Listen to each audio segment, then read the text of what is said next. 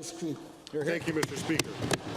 Our Premier seems to have a keen admiration for Premier Kathleen Wynne and her anti-hydrocarbon policies.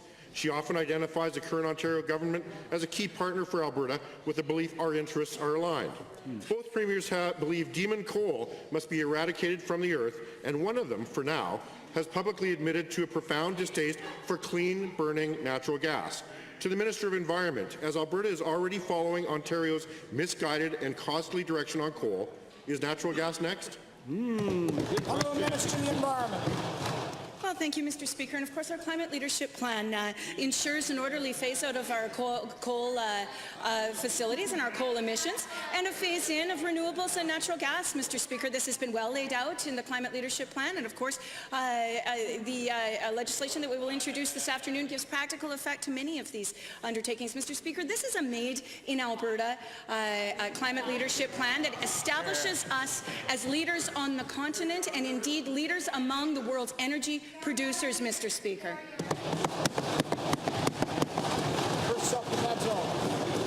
Thank you, Mr. Speaker. Made in Alberta, copied from Ontario.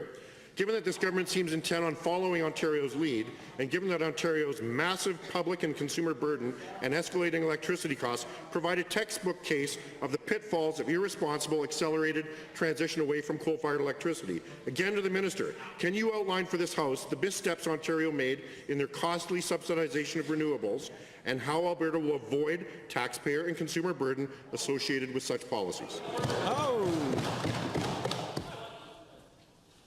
Minister of the Environment. Well, thank you, Mr. Speaker. And of course, the honourable member's assertion that we are following anyone on this matter is ridiculous, because Alberta is leading in a number of different ways. Our economy-wide price differs markedly from the cap-and-trade approach that has been undertaken by the Government of Ontario.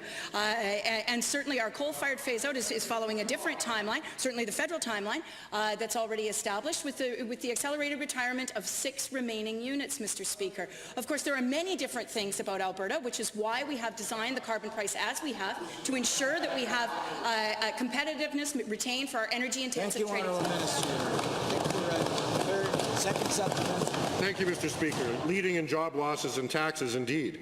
Given that Premier Wynne will be welcome this week at the Calgary Chamber, and given that Premier Wynne's approach to natural gas, bitumen, and National Energy Board process are all extremely detrimental to Alberta's interests, again to the Minister, what is on your and our Premier's agenda? Do you plan to meet with Premier Wynne, and how will you ensure Alberta's best interests are at the forefront of your discussions? Honourable Minister of the Environment.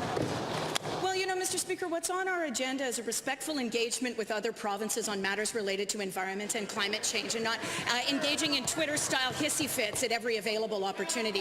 What is on our agenda, Mr. Speaker, is to lead this country on price and carbon, to lead this country on investments in energy efficiency, and to lead this country in terms of our investments in innovation and technology to make our energy industry competitive for the future, Mr. Speaker.